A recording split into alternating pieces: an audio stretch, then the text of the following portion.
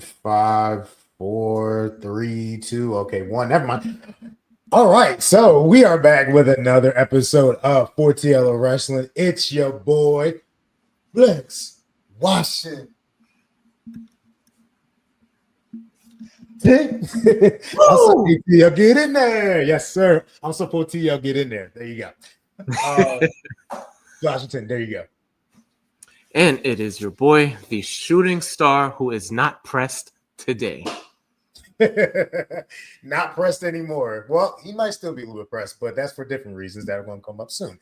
We got another great show for y'all. So, I mean, there wasn't a lot happening this week, but there was a lot happening this week in wrestling.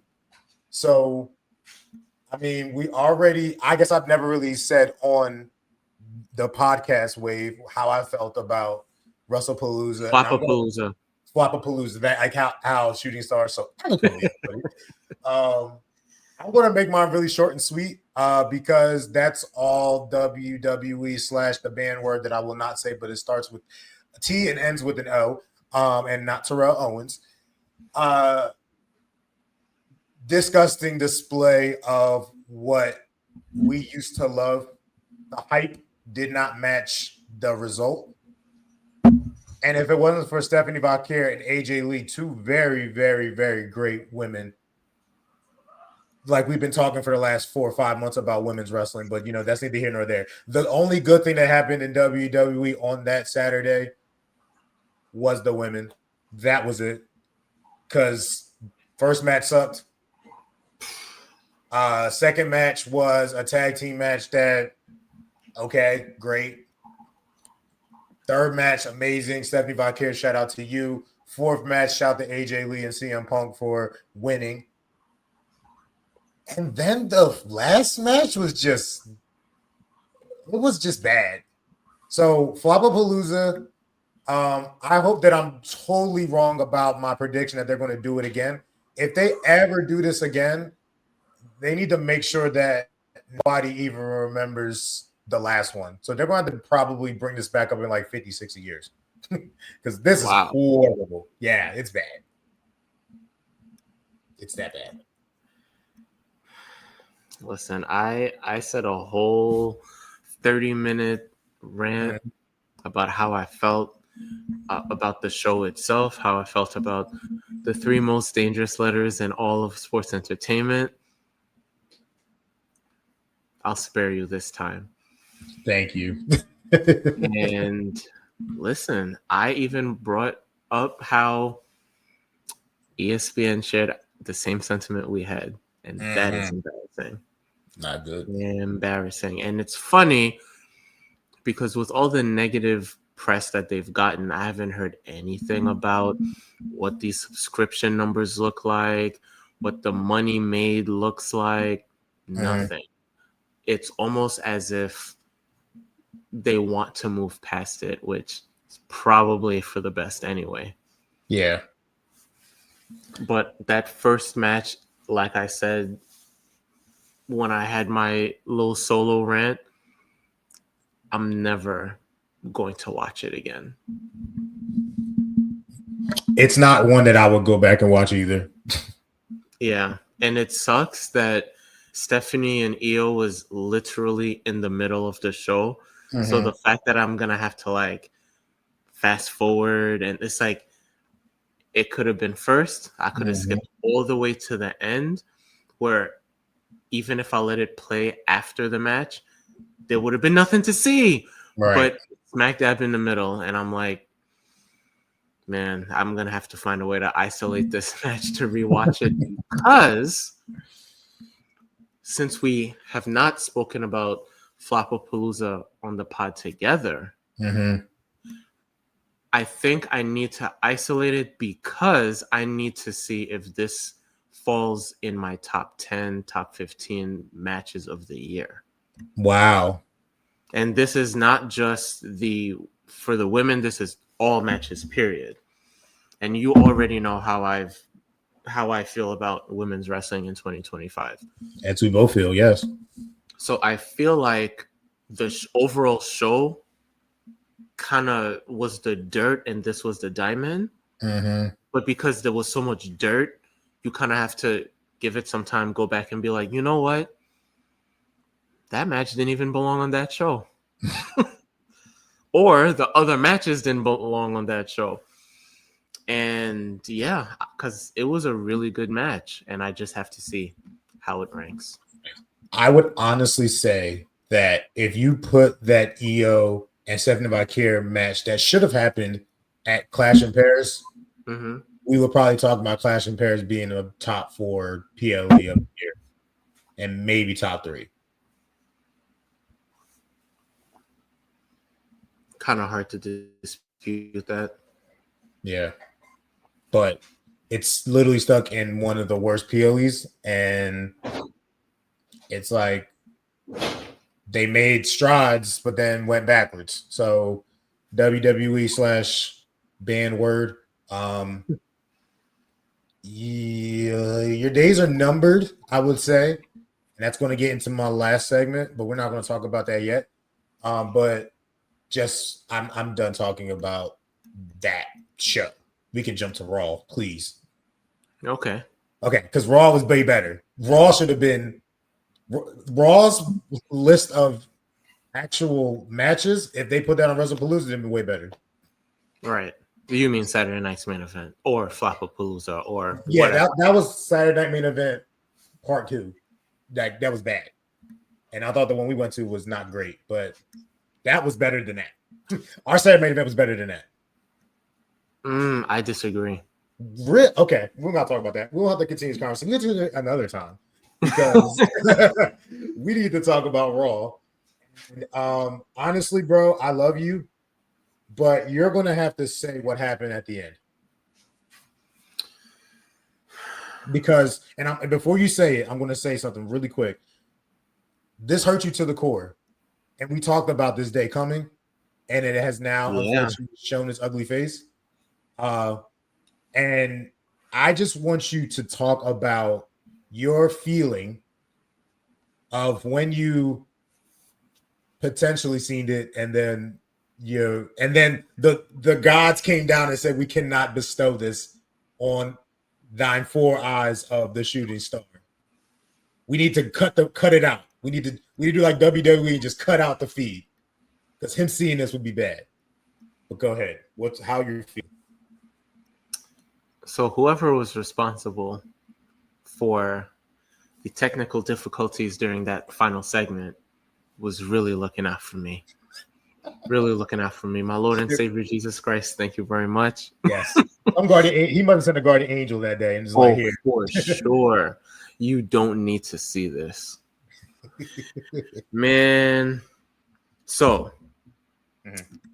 I was very happy to not have a main event that included the Vision and a combination of the Usos and LA Knight.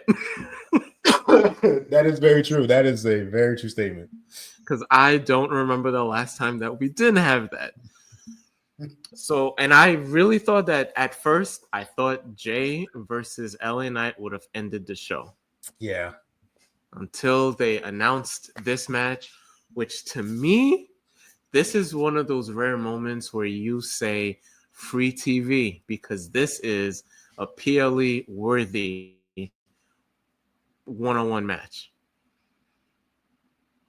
And to be honest with you, I was actually a little surprised that they did it on Monday Night Raw. I'm surprised that it happened that night. And the match was great. I enjoyed it thoroughly. And then Asuka lost, which I'm fine with. I'm fine. In this scenario, I'm fine. And I knew the beatdown was going to happen. You felt it? Oh, yeah, for sure. Okay. And I was like, oh, no. I know who's coming to save Rhea Ripley. My girl, Io. And of course, Io is Peacemaker. She's not physically stopping them. No, calm down. Yep. But we know wrestling, and we know that was not the time that Asuka really wanted to give a hug. She did it. She did it. And Kyrie is such an X factor in all of this because she What I plays tell you? well, so well. So I yeah, said it hurt because if you had to have me choose between Asuka and Io, I couldn't do it. you still can't. I still can't. And you know what? And I love Rhea Ripley. They hold a special place in my heart. Of course. And I think we had a private conversation and I said verbatim, I do not want a tag team match in Australia. And I said it's happening. And you said it's happening. And it's happening. And it's happening. Exactly. It's been set up. So it hurts. And honestly, I don't know who I'm rooting for. I think this is one of those times where I have to be that loser and I'm like, I'm just looking forward to some great wrestling. And that's my feeling. My feelings were, damn. Not Ron Simmons, damn, but damn. But my question. Go ahead. Yo, it looked like Rio went paintballing, bro. Like a damn Smurf. Or like an avatar. My goodness. That's all I have to say for now. If I, during this episode, randomly say things, don't be alarmed. I will not. Nobody is ready for the shooting star. I got you. I'm just going to say one other thing. Like you were alluding to, Kyrie is going to be the X factor, and we're not talking about Kyrie Irving. We're talking about Kyrie Sane. I did also mention to you that the big payoff for this now starting feud is the Kyrie breaking from the mental chains of Asuka. Because when you see the not interview, but kind of when they do their vlogs together, and when they used to do it, it was very fun, loving, back and forth. Yeah. Oh, Kabuki warrior. Like, it was very much cool. Asuka and one of them was just literally eating ramen, which was like, okay, that's mukbang, great.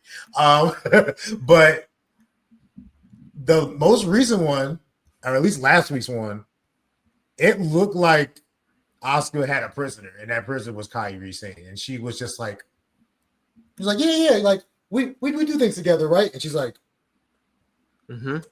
like scared shitless. So essentially, what we see on TV. Exactly. So the mental chains that are going to be broken, and that payoff of, yo, she just finally stood up for herself. Then we're going to see, like, that's going to be the crescendo of this Raw, or really this whole three-way thing. Let's hope. Let's do hope so. Because, I mean, honestly, and people were saying they wanted Julia to jump into this Raw. I mean, look, I think we might have spoken about this before. A fatal four-way between them? I'm about to look at them old archives, because I feel like we might have mentioned something about this before. How would Julia fit into this one specifically? Just because she's Japanese. Oh, okay. Gotcha. She's a Japanese woman, great wrestler. Like, why not? But maybe Julia is I'm just fancy booking right now. Julia is let's say, like, Asuka's trying to, like, basically pass the torch. Maybe Julia is the one that becomes the one she passes the torch to be the, unstoppable being. Because, like I said, Julia used to cook when she was over in Japan, and she was very ruthless. She was a beautiful madness. So it's like Io was supposed to be like that for me. I'm thinking it's Asuka right now. Io was supposed to be I pass torch to you. Yeah. And now I feel hurt and I feel disrespected. Then I'm going to pass the torch to her. I mean, all four women are just going to cook. I think I'm not going to mention what I was going to say because this is the second week in a row that I was going to say something that you did. Wasn't going to like about Oscar. It starts with R, and we're not going to talk about that because you are going to cry that day. Okay. Real thug tears are going to be shed that day, but we're not going to bring it up just yet. Okay.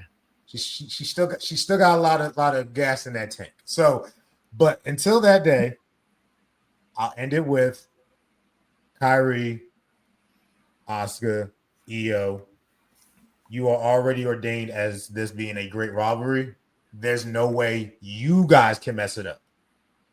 But unfortunately, guys can't mess it up. Oh, of course. I And mean, this is WWE. Yeah. And even when you have a layup, they still brick it. Mm-hmm. They still airball it. Like, who's to say that the Kyrie Sane experience won't be the same as Otis?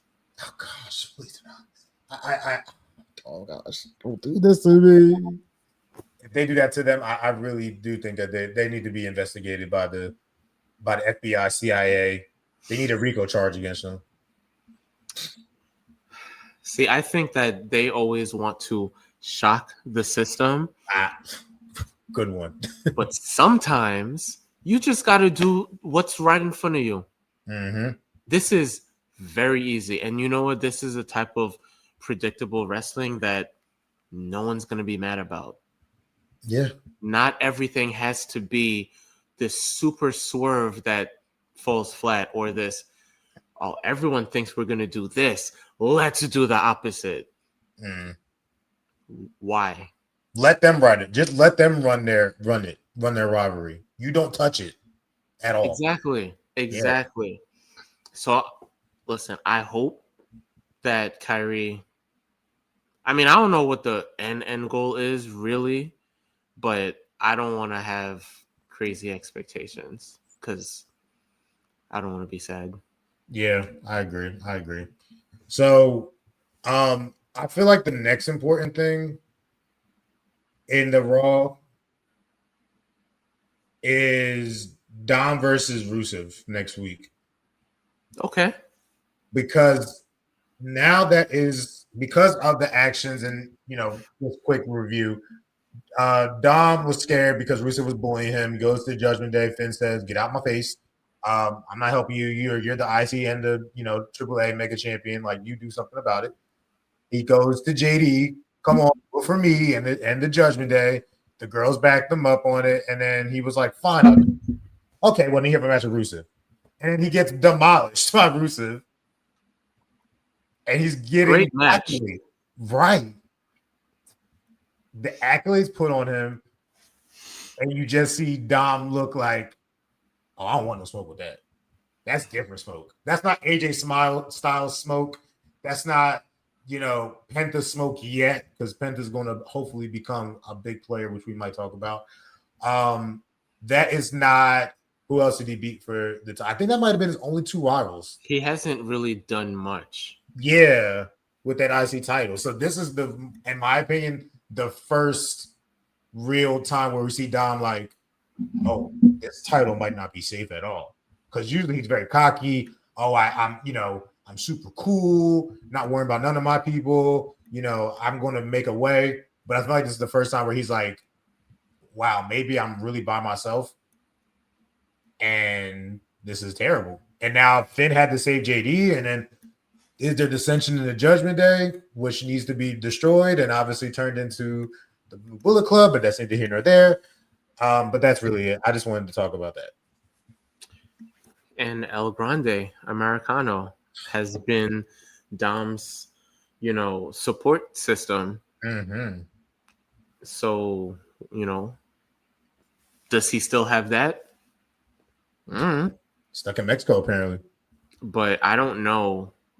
The thing is, I feel like they've teased the breaking up, the fracturing of the Judgment Day like 100 times, and it hasn't.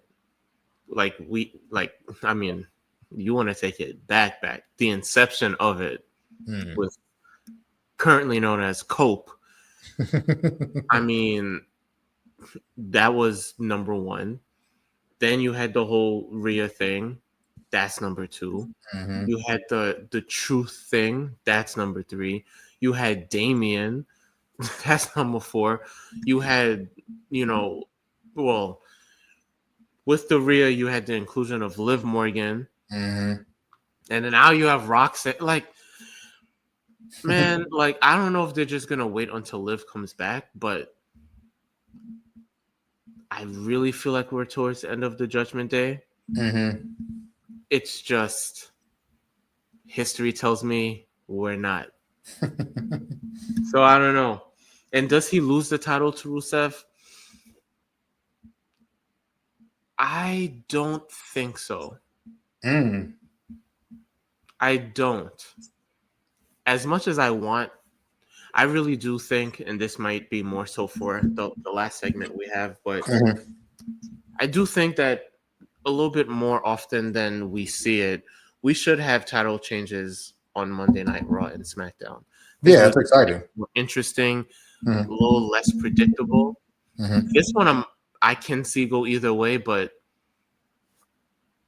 like I don't know. Like Yeah.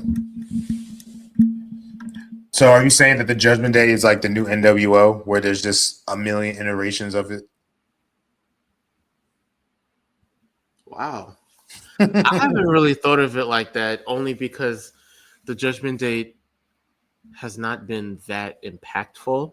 Yeah. They've had their moments for sure, but I mean, you have championships within the Judgment Day, and you almost forgot that the tag champs are Finn Balor and JD. Right. An implosion would probably be the best thing they could do right now in terms of storyline. Like, I mean, are they just going to add another person, become relevant again? Like, yeah, it's too much, in my opinion. It's kind of getting stale. Mm-hmm. But they are going to drag this out until Liv comes back, in my opinion, which obviously we don't know when she's coming back. But, whether it's a Liv and Dom, I don't know if Liv's mad at Dom. Yeah. I feel like over the past few weeks, WWE they remembered that, oh yeah, Roxanne was brought in to like mess with Dom, and we haven't really done that in a while. Yeah. And like when Dom storms off, she's like, "Oh, let me go talk to him." Yeah. Which I don't know if it's just a United States thing, but I don't know if they're actually showing her speak to him during commercial breaks, or if it's just not happening. But I don't know. I feel like the Judgment Day's movement is based off of Liv. So if they know internally she won't be back till January, they're not gonna like escalate. Yeah. This Dom getting all the women's story. Yeah. Anything else on Raw that you want to talk about immediately? Penta in the ring, Mm-hmm. always making me say wow. And as you have said, like I know the wrestling moves, I know the names of them, this, that, and the third. Every time Penta's in the ring, I'm like, yo, that was crazy. Yeah. So Penta, there was something else that came to mind. I just got to think of the Raw superstars. Yeah, I'm curious to see what this character of Jey Uso progresses into. Okay. I'm very interested because I don't know if he's gonna turn heel, but they're definitely building up the Roman Part 2. Yeah. I just don't know if he has the range to be a Roman, because listen, Jey Uso sometimes it sounds like he can't put together a full sentence, and I'm like, Roman is very articulate. Roman is very good with his expressions, with his tone for certain moments. I don't know, but I'm very curious to see where that goes. And that's probably it.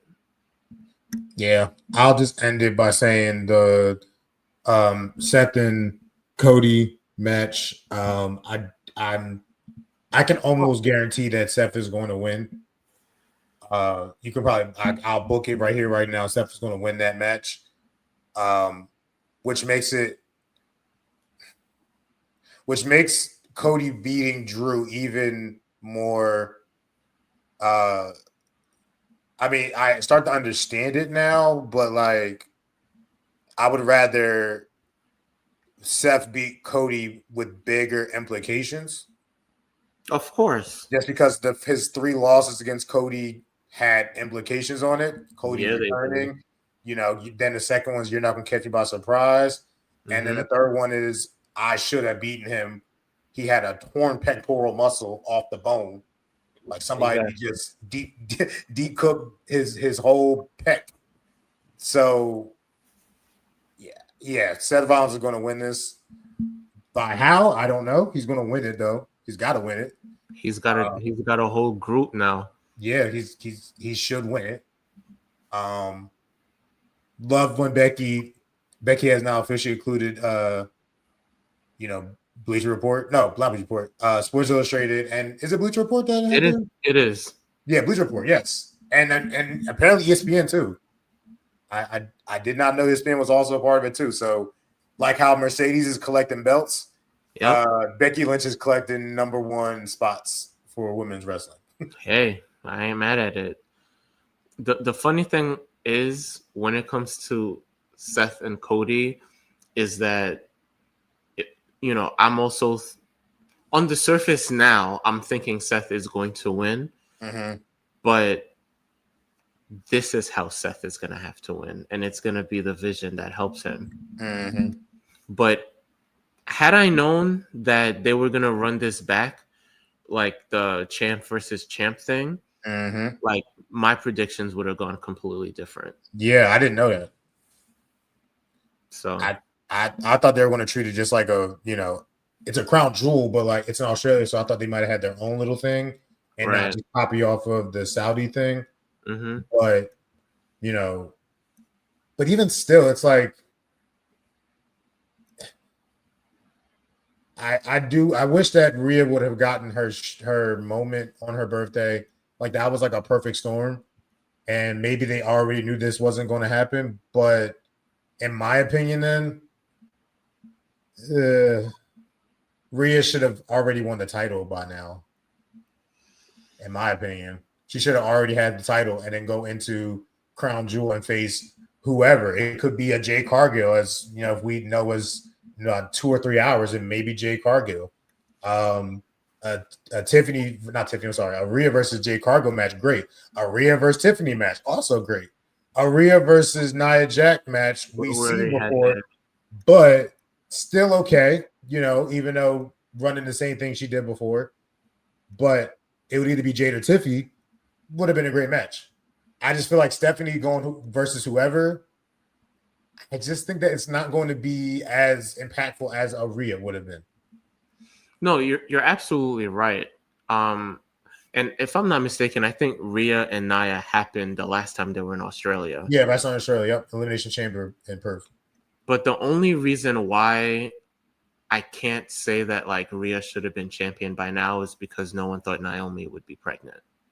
And if Naomi was champion and active, then everyone would be saying, yeah, let her have her time as champ. Rhea will get hers. Naomi is towards the end of her career. Rhea, she can get hers.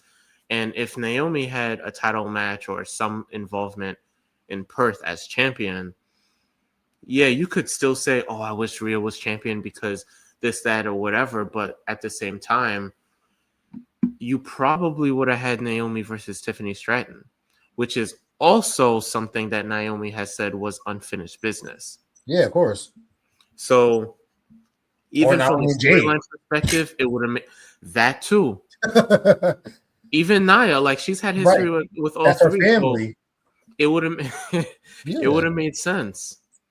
It would have made sense. I think, for Crown Jewel, you're kind of looking at, if we're going to do these one-offs, whatever you want to call them, since they don't really, at least with last year, they didn't have a storyline. Right, at all. Then it was almost like like a fantasy dream match. Like this is the only way that you're gonna get these two superstars, at least at this point, to face off. Yeah. But with Naomi being pregnant, it's like, all right, then what's the next best thing? And it's like, do you? Because by that time, Stephanie already won the battle royal at Evolution. So then it's just you're gonna have Stephanie versus Rhea at Fapapalooza. Then it's like, damn, like we're gonna have Stephanie lose? That would hurt. Yeah. Yeah. I mean, look, it's at this point now, we just got to go whatever WWE is giving us, and we just watch it and critique it how we critique it. So, do you want to do some NXT predictions? Oh yes, For yes. No Mercy, not No Mercy. I'm sorry. No, it is. Oh, it is No Mercy. Oh, wow. Yes, yeah, sir. that is No Mercy. Thank you. So, real quick, we're just going to just pick these matches. So, Sol Ruka versus Laney Reed.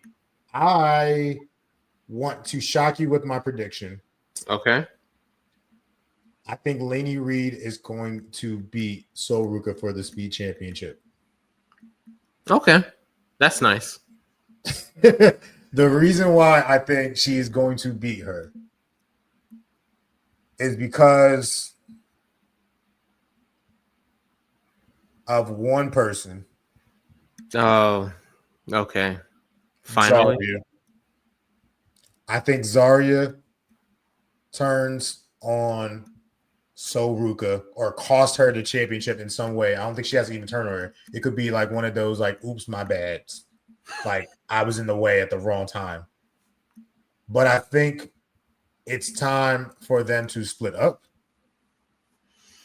I think it's time for them to it's time for Zarya to start getting back to why they brought her to NXT. Because she was part of the Julia, Stephanie Valkyrie, Jordan Grace. Mm-hmm. She was the last pillar to drop. She was the last one to come. Pause. But she's been kind of stuck with Sol Ruka the entire time. Yeah. I think it's time. I think Laney Reed has some. We can talk about that later, but I think Laney Reed is going to be the MVP of the night. Oh, and you're going to see why. Go ahead. What's your prediction? Sol Ruka retains.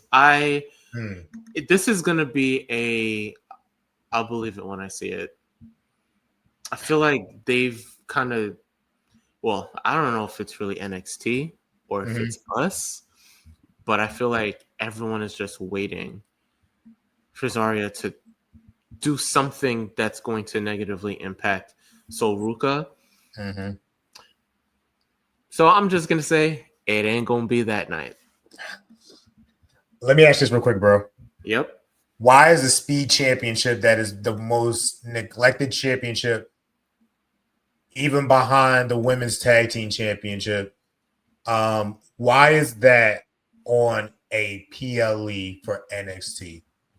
I was actually very shocked, but I don't know. But that's why I think. Why would you put this on the PLE knowing that Sol Ruka is going to win? This could just be a main event of NXT TV match. I think that there's some implications because although his boy, Triple H, does not do right a lot of times. That's another one of those most 3 dangerous letters in all of sports entertainment. That is very true. But continue. I think that HBK, which is probably now the nicest 3 letters in that business, is going to cook. And I think this is part of his recipe is he's going to – this is the beginning because there's no other way that this neglected title, would be on his PLE unless something has to be impactful with that. That's my opinion. Everything that you said makes sense. But so retains. That's all I'm going to say. Everything that you said makes sense. Okay. So I got you. Next match. Let's pick this one. We got Javon Evans versus Josh Briggs. I'm going to let you go first with this one because I still don't know who I'm going to pick. I don't. So I'm going to be a little bit of a hypocrite because my rationale is going to differ for another prediction. Okay. I am picking, I think this is very simple. I'm picking Javon Evans, and I'm saying he is going to get his revenge. My That's heart, it. my heart says Javon. My brain, oh my gosh, Says Javon too. I'm going to explain myself, Go and ahead. then I'm going to get my prediction. Okay. There is nobody. That's how you say nobody's ready for the shooting star. Nobody's ready for Obafemi either. So I think that Josh Briggs is that budding star there where he has the physical gift to be a great star and a potential Femi stopper because he's such a big stature man. Pause again. But it's just something about him where I'm just like, I don't believe you. You need more people. Wow. I don't believe that man. I don't believe that he's what he says he is. So I'm going to say all that. And NXT needs male stars to rise up because you can't keep Obafemi. You can't keep Javon Evans. You can't keep Ricky Saints. You can't keep Trick Williams forever. They got to go to bigger pastures soon. I'm going to go with Javon Evans. But if he loses, this better be like I predicted in the last one. He better then go into Survivor Series type of match, I guess, the invasion, because that's already has started now. He needs to go in there. Maybe he's like not himself. Maybe he messes up on flips. Maybe he doesn't do the right things. He's not getting his mojo. Maybe Obafemi took a little bit of his mojo so that he sees Jeff Hardy. And Jeff Hardy gives him his mojo back, which, like I said before, unlocks Javon Evans to beat. And this is going to talk about my next prediction, but he's going to beat Obafemi. Oh, I've been saying that for months. But I think this is going to help. I think this, if they do it this way, Chef's Kiss, like you guys can literally steal this from me. I wouldn't mind NXT stealing this from me because just the pure seeing it all, come together, you don't have to pay me a dime. That is worth it in gold. That is a memory that I'll remember forever because I know that you watched the show. WWE. I know you watch the show, Shawn Michaels. I know you're not like your boy. I know you're not no hater. That's right. I know you're not. So if you use it, by all means, you ain't got to. You can just say, you can just put the fours up and just, we know. We know it's, we know we see you. We know you see it's 2025, so we ain't talking about no horsemen. No. We're talking about the folks. Yeah. So yeah, that's what I think. I think that Javon Evans wins. I hope he wins. Oh no, I think that if he loses, it has to be that. But if he wins, just let him win and then do whatever you want to do. But like I said, he has to be Obafemi for the championship. I agree. If it's not Javon, major fumble. Agreed. So how about this one? I know that this is probably going to be the main event. I don't know what's actually going to be the main event, but I'm going to assume this one is. I think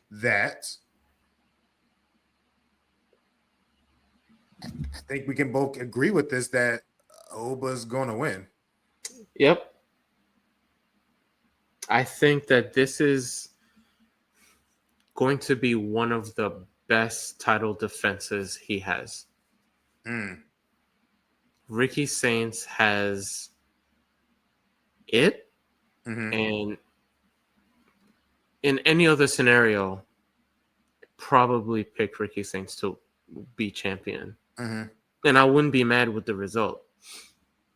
But similar to Roman Reigns, because this is the territory Obafemi's in, He is, yeah. you can't just lose. Mm.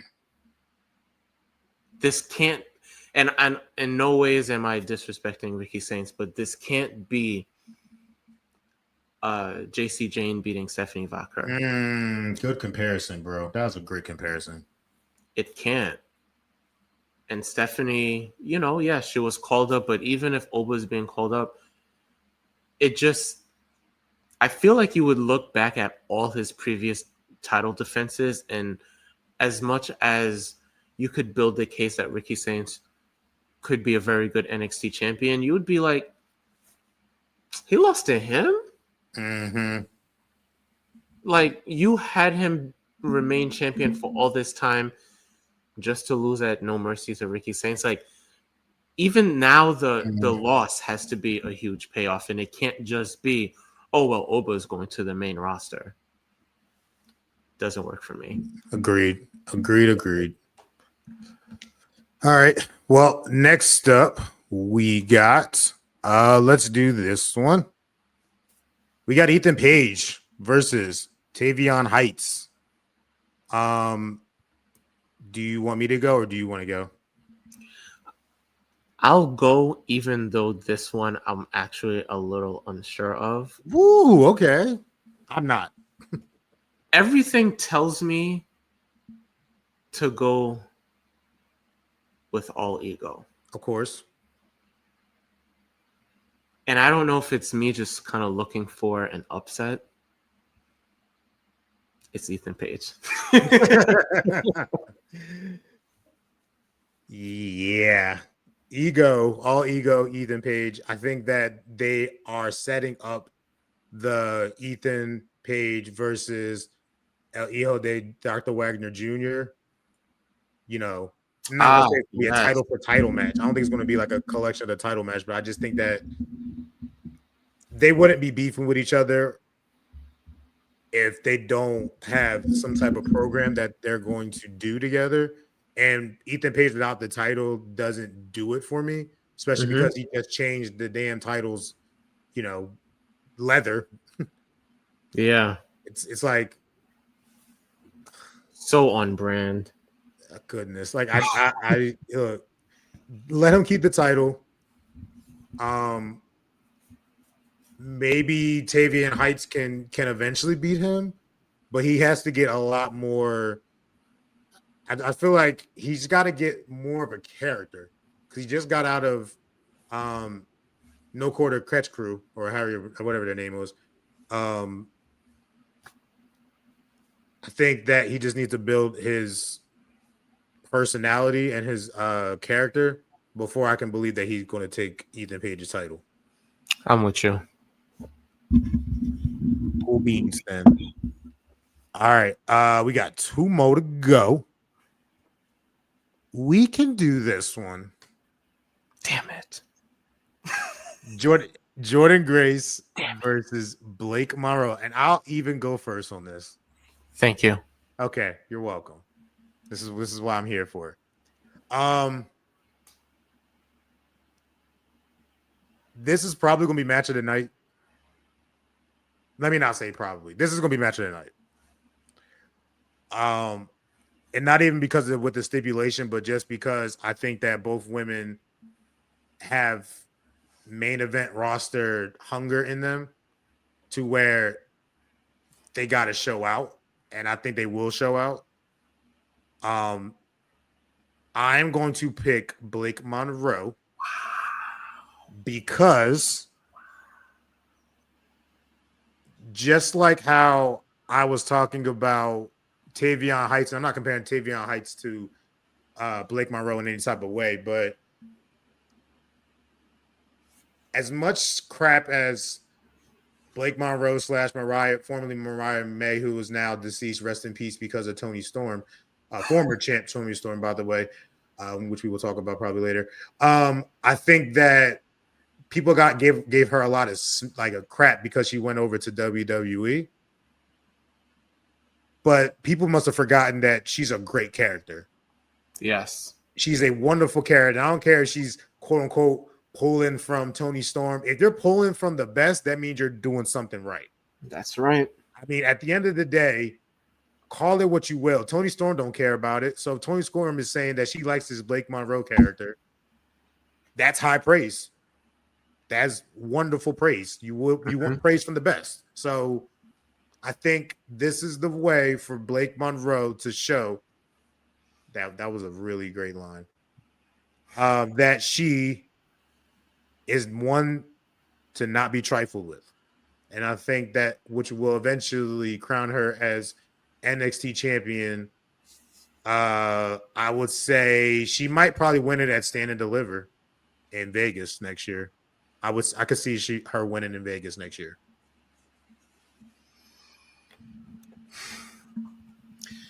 So when I said that I was going to sound like a hypocrite before, I'm also picking Blake Monroe because I do not think that Jordynne Grace gets her revenge the way that Javon Evans will get his revenge.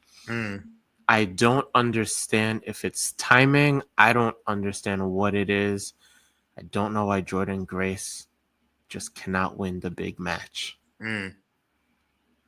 But if I'm going with momentum, I'm going with Blake. It's just that simple. Got you. I got you. All right. So last but not least, we got JC Jane and Lola Vice. Do you mind if I go first, bro? Oh, bro, go ahead. Flex freaking Rollins. So everything is lined up for a Lola Vice championship win. Yep. However, this is not the time for her to win it because I'm going to try to match the two things up, and I hope that HBK was cooking when he did this, and it was not just me thinking it outside of my head. 3 things have happened this week that could affect that could actually give JC Jane this title. Okay. The first thing is that Jasmine Nix is not in Fatal Influence anymore. She is officially released from WWE. She is not a character at all. Yep. They have killed her on that show. The second thing is the rumors of Lainey Reed, who I said is going to be the MVP, is joining Fatal Influence and taking her spot. JC Jane, during her promo with Lola Vice in the ring, said, I don't know how. You might break my jaw. It might be in 10,000 pieces. I might come out with a black eye, but somehow, some way, I'm keeping this title. Lainey Reed is the reason why she keeps that title.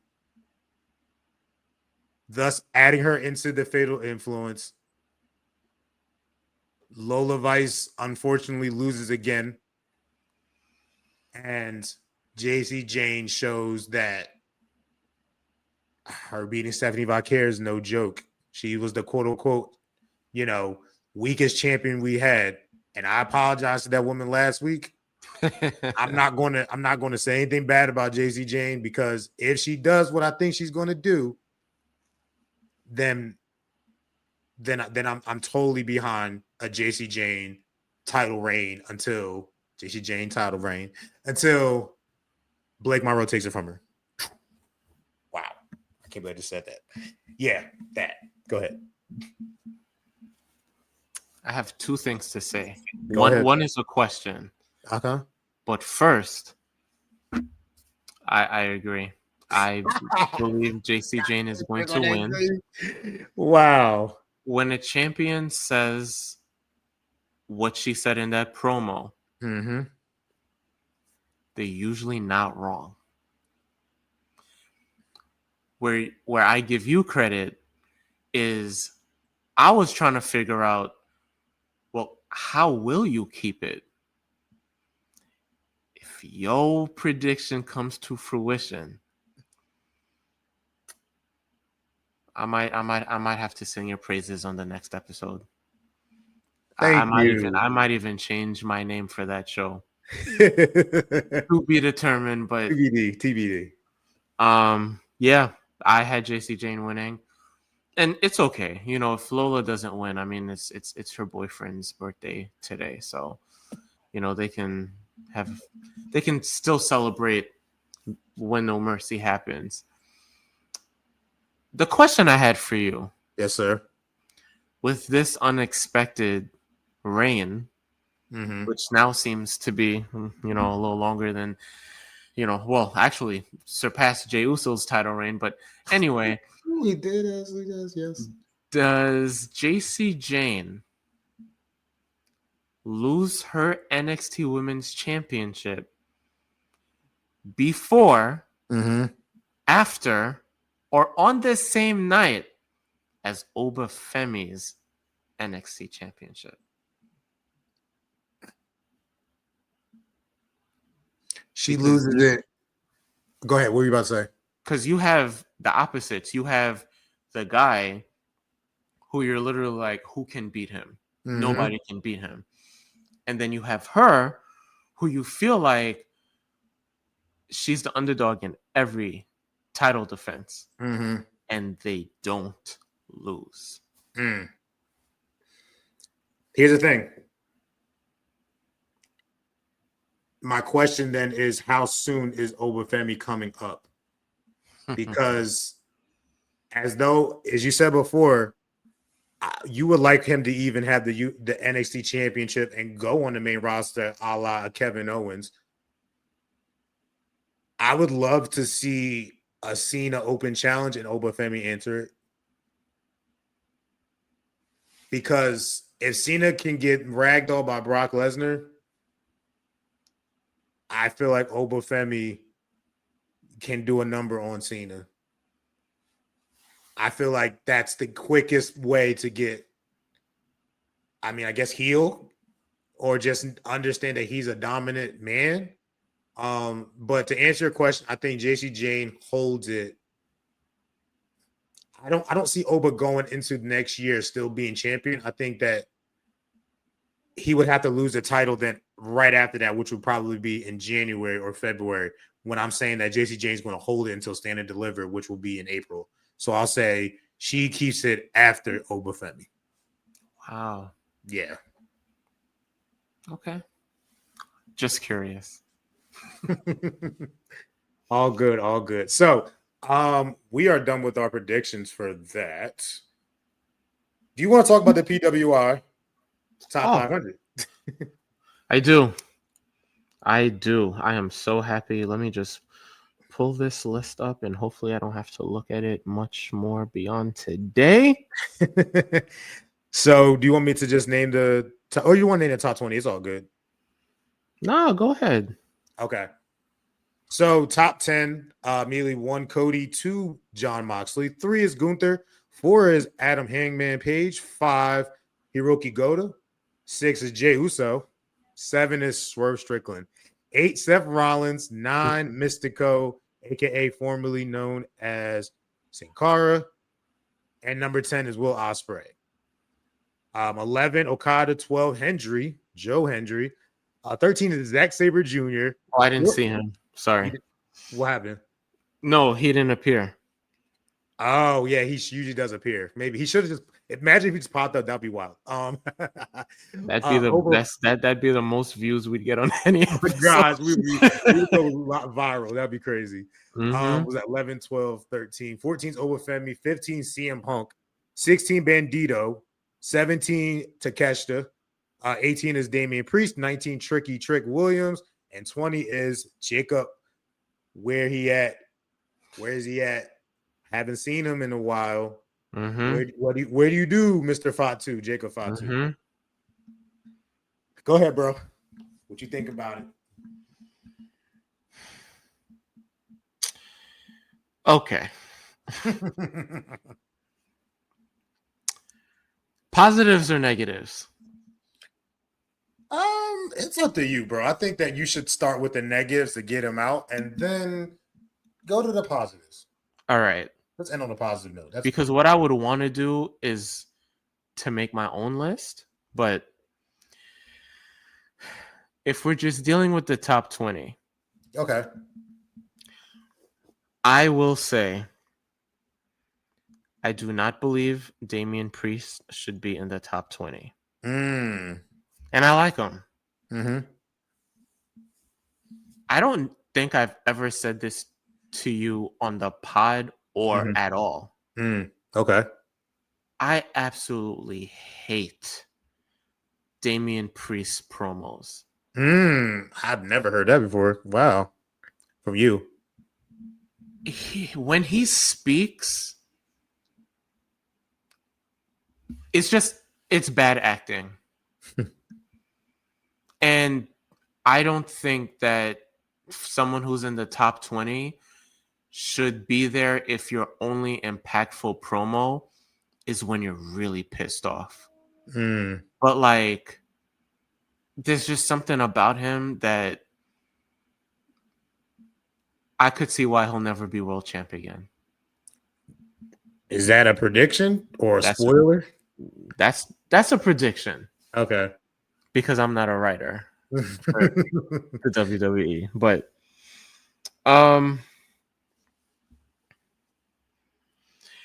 if I'm trying to think objectively, I still think this list is garbage.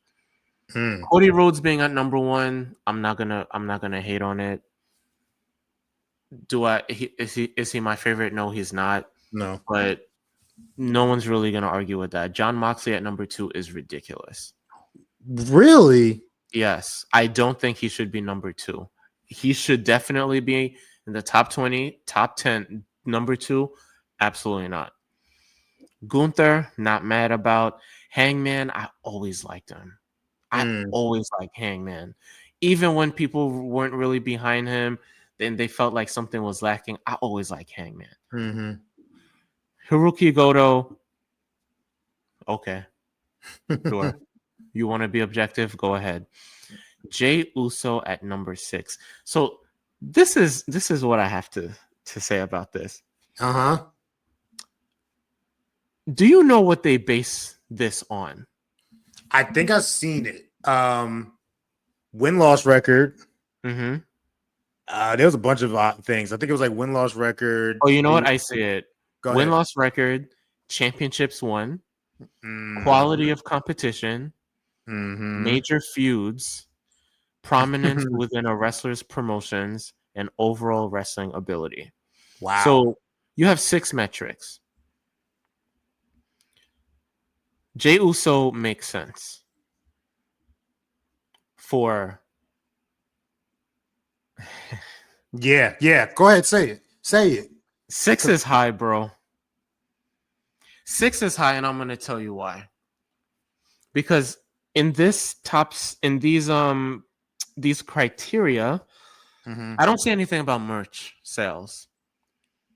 And honestly, I don't see anything about promos either, which I'm very surprised by. Win-loss record, cool. Championships won, okay. He won the World Heavyweight Championship. Quality of competition, debatable. Honestly, aside from Gunther, I mean, I guess if you're going to include his post-title run, sure. Major feuds, whatever. Overall wrestling ability, yeah. I don't know. It's hard for me to just have him over Swerve and Seth Rollins. Will Ospreay. Obafemi should be top 10. I'm sorry. Ooh. This is nasty work. You can't. Oh, I'm sorry. If the NXT challengers are not main roster talent, he can only deal with what he's given. He has completely dominated.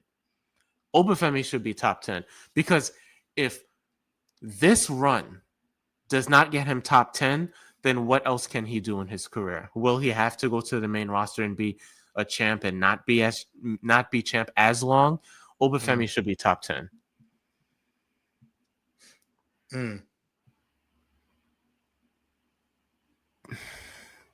This Flex, I don't want this to be a 5-hour show. So I have more of an issue with 10 to 20 than 1 to 10, in the sense that some that are in 10 to 20 should be in top 10. Yeah, I can name about, I would say 4 and a possible. Same. Yeah.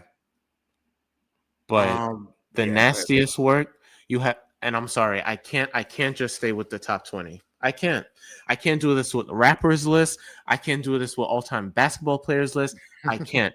You cannot have Penta at 45. You cannot have Javon Evans at 47.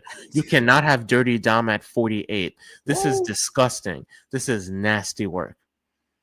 Oh my gosh. I didn't even look at that. I looked at the top 20. I couldn't. You have Ricky Saints at 73. This is disrespectful. You have Shinsuke over Ricky Saints. Shinsuke had a forgettable title reign. I don't care. He was champion. Where is he? Where is he? Oh, in the back now, Sammy's champion. Where is he? Some people might say, who is he?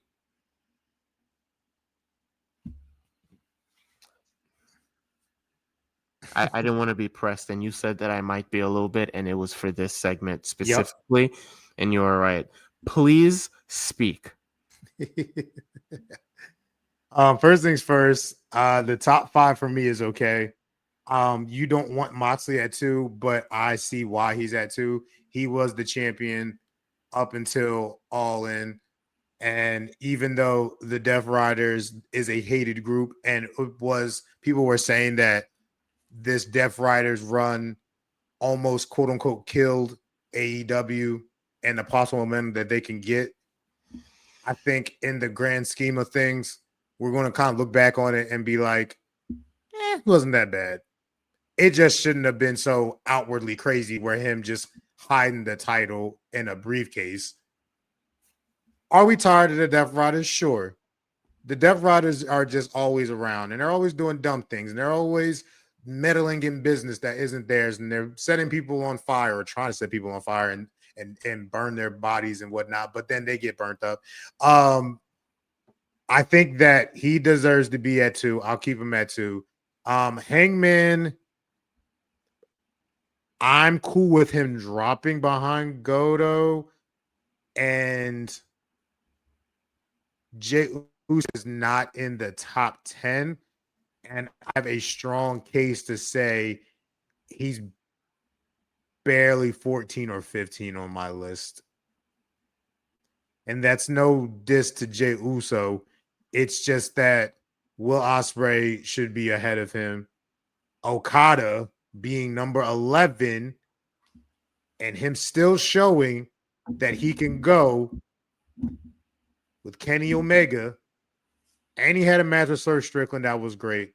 And I know they didn't count it because they released it probably a couple days ago, but they maybe didn't take into account his triple threat match he just had with Mascara Dorado, I believe his name, or Mascarado, and Takeshita, Takesha's on his list, by the way. Takesha's right here.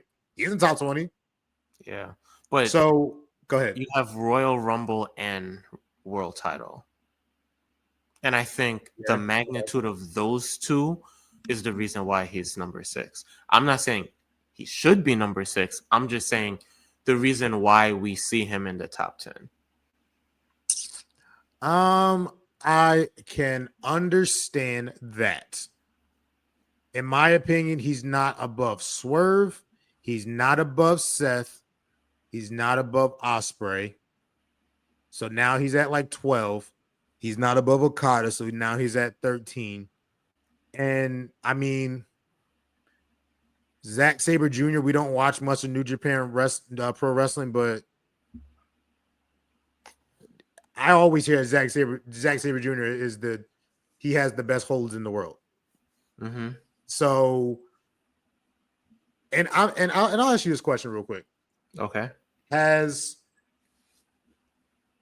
Jay Uso had a better year than CM Punk. And I'm not just talking about wrestling. I'm just talking about the criteria that you gave. I think Jay Uso only has the title above CM Punk for me. I feel like CM Punk as a total year has had a better year than Jay Uso. But what do you think?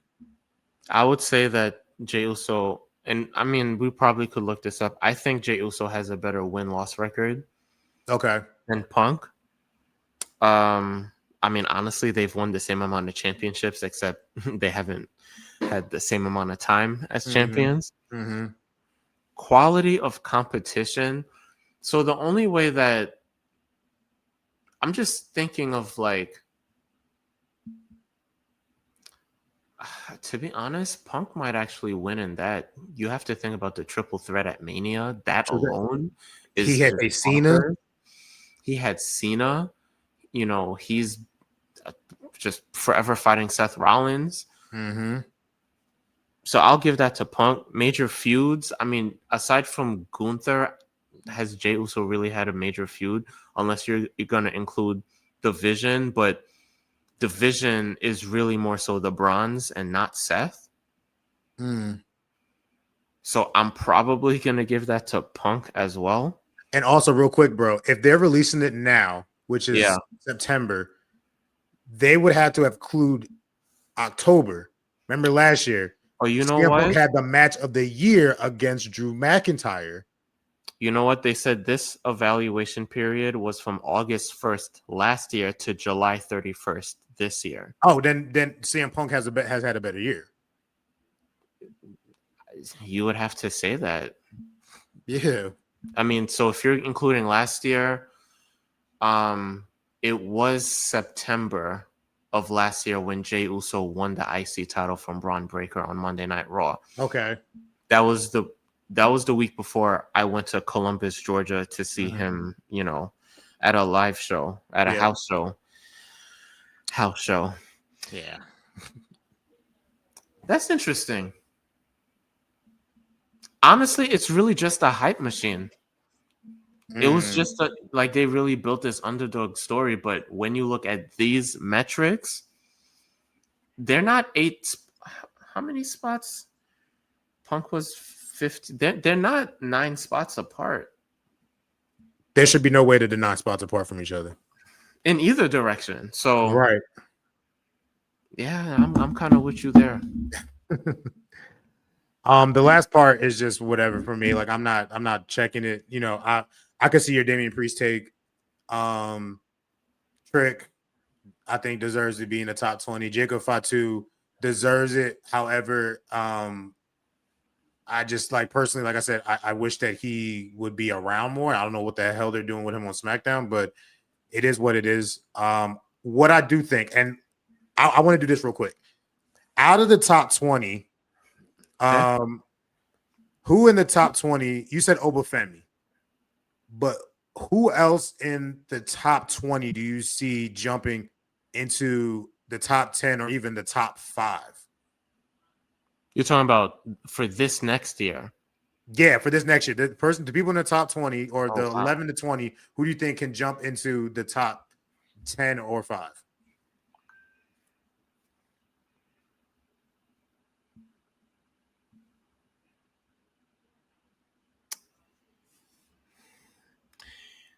It should be. Okay, yeah, I can't say Oba. It should be Jacob, Trick,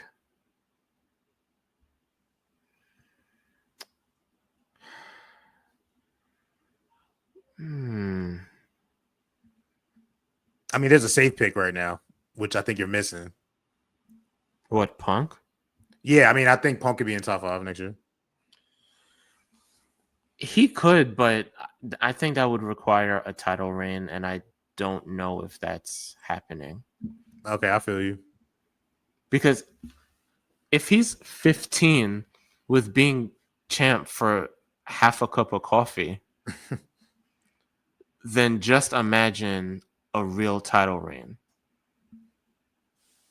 Yeah. But that's if you predict him being champ. I just don't know what happens with Joe Hendry because, and I find him to be one of the more interesting ones because I never wanted to put myself on video saying this because I didn't want to be wrong. Right. But I thought that at this moment now, the Joe Hendry hype train would have ended. Wow. And people would have been like, all right, yesterday's news. Mm. And he's, for now, he's able to do this, say his name and he appears without fully being just a comedy act. Mm-hmm. And I know we didn't really speak about the invasion. Right, yeah. But we had a conversation saying that Joe Hendry could really be in for a character change with a heel turn. Heel turn in the sense of and going against TNA. Yeah. So, yes, the thing is, since the number 2 thing on this list is championships won, it's kind of difficult. It's kind of difficult to really predict for next year. Because I don't know if they're going to skyrocket Jacob. And I don't know why he's away. I don't know if he's hurt. I don't know if it's storyline. But, I mean, clearly SmackDown needs him. But, yeah. I'll rest there. Okay. I think that, though I don't think he's going to be top 5, I think that he's going to squeak into the top 10. If Takeshita beats Okada like I predicted last week, that he would not beat Okada and All Out, but he will be the one to dethrone Kazuchika Okada. I think that would catapult him into top 10 for me, just because, like I said, he would have then won the G1, because I believe G1 was after this was made. I have to look at the timeline, but I believe he won the G1 in August. And then dethroned the face of New Japan for the last 20 years-ish, besides the Ace. I mean, Okada and the Ace have literally been New Japan Pro Wrestling for the last 40 years. Like, that's it. It's them two. It's probably Antonio Inoki who made the damn thing. Shinsuke had his time in his son, but it's been Okada and it was, Tanahashi. So I think Takeshita is it. I think he has all the gifts. He has the look. He has, I think this is it. I think Okada has to lose to him, and I think that's going to help him get top 10 for me. Yeah, and just 2 names outside of the top 20 that I think could be at least 10 to 15. Okay. Is Braun Breaker. Oh, yeah. And, oh my gosh, I just went over. Number 30 is MJF. That's a wild card now, because we don't know how long he's going to be out for. But if he says what he's going to do, then yes, he should be top 15 easily, probably top 12 in my opinion. Yeah. So July 31st. I mean, you even have to think about I know it's only been 2 months, but even since then, you see Dirty Dominic Mysterio.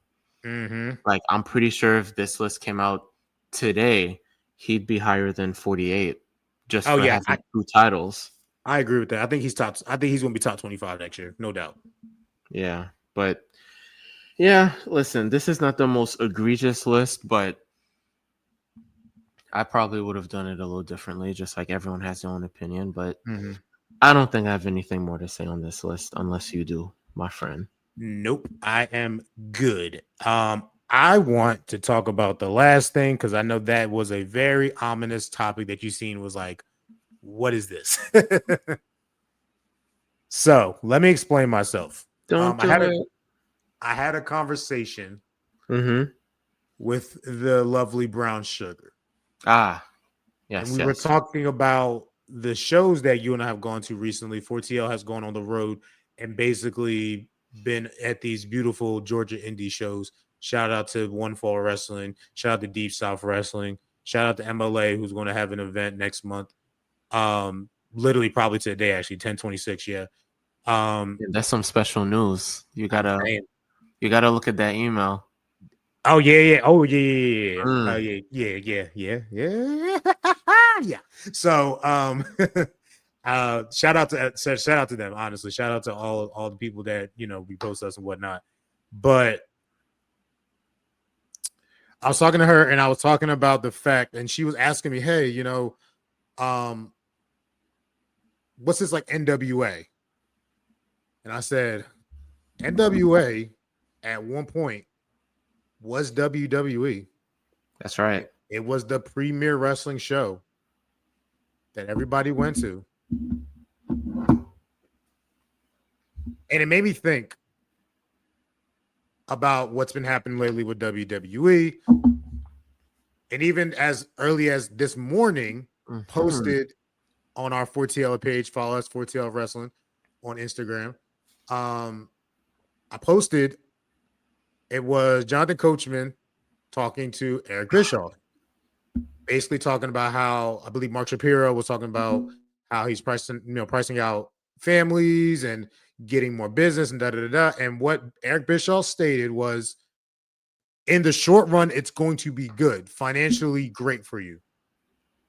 But in the long run, you have the repercussions of losing a fan base and the generation. Because as he has, as also what Eric Bischoff said, the pure art of wrestling is it's family oriented. Even though there's crazy stuff on there, you can bring your kids, and he says the only thing that is live. It could they're like a not a circus, but more so they come to your city and they're going to perform live for you. It's a phenomenon of sorts. You're pricing out families from seeing this phenomenon so that, like he was saying, kids see it, get into teenage, and maybe they don't like it as much, but then they eventually come back to it. And then they, maybe they're in college, they watch in college with their friends, they tell girls about it, they end up dating, have children, and then the cycle continues. Mm-hmm. That's it at its core. That's literally wrestling fan. That's the timeline of a wrestling fan. You're losing that if you don't allow the families to come in. I think that WWE, in 25 to 30 years, I would say WWE, we're going to talk about WWE in the same way that we talk about NWA now. That's my hot take. I think there will be a company soon that is going to take over from WWE. I'm not going to say AEW, but right now it looks like AEW may be it. They might be tagged to be it at this moment. But I don't think that the way that they're going right now, I don't think WWE is going to be sustainable for the next 30 years. I think a more hip, exciting, and also AEW has the luxury of seeing the wrongs of WCW and righting them. That's my take. I can't really argue with that take. I think AEW also has the fortune of watching the mistakes of WWE in real time. And it's not really a hot take, but more so, if I was hired, this is what I would do. Uh-huh. You want to talk about mistakes. You want to talk about what makes the fans upset. Mm-hmm. What makes the fans upset are the increased prices. Mm-hmm. They're upset with specifically Saudi, but really just the overseas shows. Mm-hmm. and because that's less US dates, you might have, you already have PLEs that are overseas, where your city is just now, city or state is just subject to a Raw or a SmackDown. Now, the timing, I'm not sure. I would start with Saudi specifically, which means that was it? They're doing Rumble this year, or is it 2027? I know it's this year in Saudi. Okay, Like in like next couple months. 2026. Yeah. Yeah.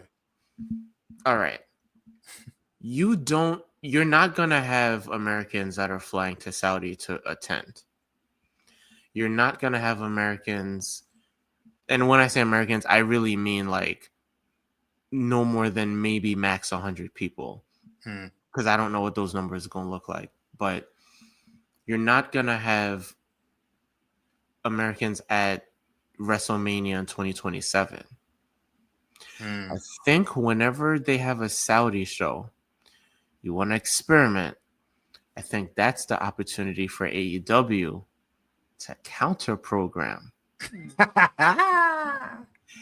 and just see how it is, because WWE is doing this thing where we saw it with Saturday Night's Main Event that weekend in Atlanta that we went to, and we saw it with Flapapalooza, and it's like interesting.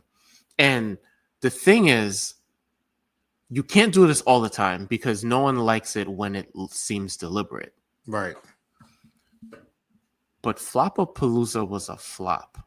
And I had told you that the hype behind it, I was afraid that people were just going to forget about All Out. Now, when the dust settled, yes, people were talking about Flopapalooza, but they were talking about it in a negative light, where that was not the case for All Out. So take that as a very, very small victory. Rumble. Do something there. Have a PLE of your own. See how that does.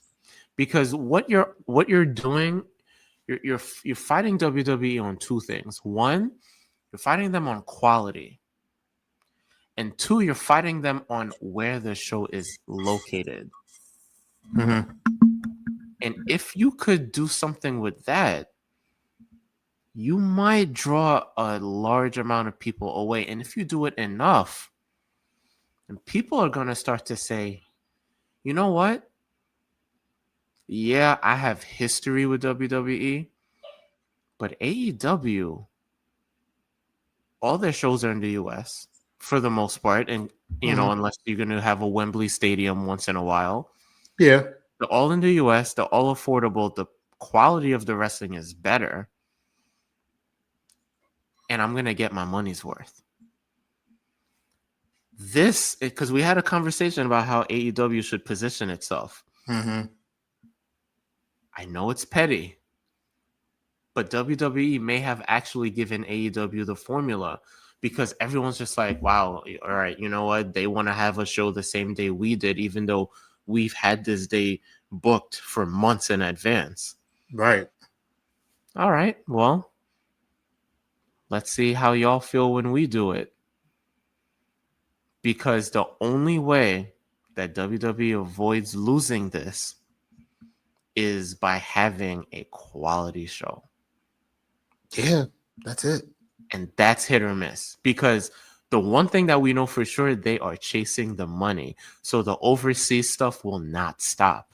The quality, that's the thing that you really do have control over. And if you don't get that together, if it's 2 out of 5 matches that are fire, if it's Flapapalooza all over again, you're going to have to start saying, yo, my money is not, I'm not getting any return. I could have watched this on TV instead of being there. AEW got a counter program, and I would start with the WWE Saudi events. How do you feel about that idea? Or do you think it's dumb? I think that it's an idea it's the shark smelling the blood in the water idea. Because also you don't know, and this is also what we just been thinking about. We've been talking about women's wrestling and the appreciation we have for women's wrestling. To take Evolution with a poorly booked up to that point program, Right. for the women to show out. We talked about it numerous times on the show, but for them to do that and then sit here and tell the women, go to Saudi where you can't show any skin at two of your biggest PLEs, Royal Rumble and WrestleMania next year, the following year. The women are very professional. They're not going to do this, but I feel like they have every right to be like, I don't want to go to the Saudi show. I don't care that it's WrestleMania. I don't care that it's Royal Rumble, because I can't be myself. And even if I can be myself, go ahead, my bad. That paycheck, though. It's not always about the money. I think some of these women don't do it for the money. I mean, look, you could get some women to buy onto it, fine, but Hey, just think about the Rumble, though. Like, there's a bunch of women that just wouldn't be on TV otherwise. I mean, granted, they're all gonna look like Power Rangers in the ring. I mean, look, it's the simple fact that Rhea Ripley could put on latex and not look like the set like everybody else looks. And for her, I feel like she's the only person that would go to Saudi and probably get her money's worth. Okay. Bianca maybe, but I feel like Bianca would just be mad because she has to make her outfits then have to be now tailored to cover her entire body, which is not Bianca outfits. Bianca outfits are very flashy. They're very flamboyant. They're very like womanhood outfits. For her to then be normalized and just say, well, your creativity is not going to have, it's not going to be shown. It's just going to be, as long as you're covered up, that's all we care about. I don't really see how it could work, but I think they're going to be good because they're professionals. They're going to just go with the Fed, as people like to say on the internet, the IWC like to say on the internet. So I don't know, but I think AEW should do what you're saying. They should jump in and try to counter program, because why not? The worst thing's going to happen is you get beat in the ratings. You're still going to have the balls to say that you did it. And AEW should have the confidence to say, we might not beat them with the numbers, but if we beat them with the growth, or in WWE's case, the decline in their numbers, that's a win. If we get 500,000 to 2 million more viewers, yes, we didn't beat WWE in just pure numbers, but we had an increase. They had a decrease. Let them shoot themselves in the foot. Let's see what they do then. Let's see how they react, because they haven't been tested like this since WCW started beating them in the ratings. Yeah. And they had to change their product. Is WWE smart enough to change their product when they see that AEW is officially on their ass? We will see. Because that's Vince McMahon that did that. Let's see if TKO and I just said that. Beep, beep. I can't believe I just said that. WWE and that other banned word that I should have said. If they have the creativity to change it up, I don't think so. From what I've seen, nope. I think they're going to keep it the same. There's no reason to think that they would. Right. And as I said in the last video, I believe that WWE is on a high horse, and everything that we've been complaining about throughout the entire year, the back to back PLEs, the no builds, they don't look at themselves as in danger of anything. They think they're good. Yeah. Oh, we're global. We have all these sponsors, and because they're thinking money, they're not thinking quality. People have to stop going to the shows. Support local wrestling. That's all I can say. But yes, I think WWE, if they don't change up, they will become not what they think they're going to be. They're going to become the very thing that they took over from, which was NWA and the territory wrestling. So we'll see.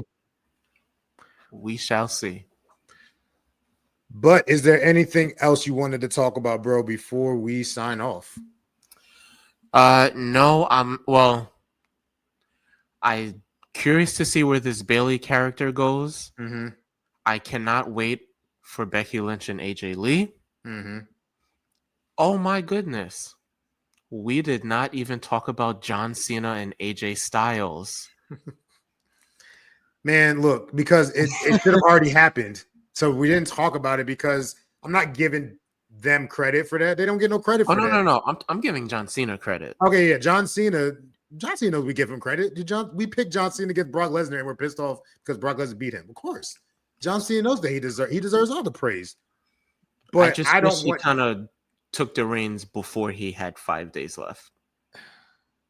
I don't want Triple H and WWE to take credit for something that they had no business doing. Well, I think because it was on Twitter or X, I think that we know that we're not going to give them credit for it. Any other person that wouldn't have worked. I think WWE wanted to run it back with Brock Lesnar and John Cena. They knew that nobody wanted to see that. Yeah, I think they was going to run it back in Perth. And now what I think is that because remember, John Cena doesn't have any he doesn't have any appearances until Crown Jewel. So it's going to have to be AJ Styles in this next week in 2 weeks really to promote this match. Right. I don't think they're going to run it back how they did with Brock Lesnar, where they were talking about the history between them. They can allude towards it, but I don't know how they're going to progress this without John Cena. I'm hopeful that it's going to be fine, but we will see. I think AJ Styles, I ain't going to predict who's going to win. Too early. But I did have a prediction, I think, about that match. I'm trying to remember what I was. I made a joke. Actually, I made a joke on Twitter that the Americanos were going to interfere in that match. God forbid if that happens. I would literally just. It's not. Wrong. If Asuka didn't interfere in the Io Stephanie match, this is not happening. You never know, bro. What those Americanos just put out. Look, there might be more Americanos that we might have a Australia Cono pop up. Darling. No. Those are not the Aussies that I desire to see. Oh man. Was that it? Was that all you? Yes. Okay. I don't have anything else. I don't think besides, like I said before, shout out to all of, and shout out to people because y'all believed in us. Or maybe y'all didn't believe in us, but if you didn't believe in us, you know where you can go. You know those magical two words. But your boys have been working, and you're going to see how much we've been working very soon. This is when we say 4TL Wrestling, it's not just a tagline; it's a way of life. So you're going to see how much work we have put in. And I hope that y'all enjoy the ride that that the real final bosses are going to put you on. So know your role. Shut your mouth. And watch the final boss, the 4TL bosses do great. And if you're not down with that, we got 2 words for you. Willow Nightingale. Yeah, exactly. Good night, y'all. Peace.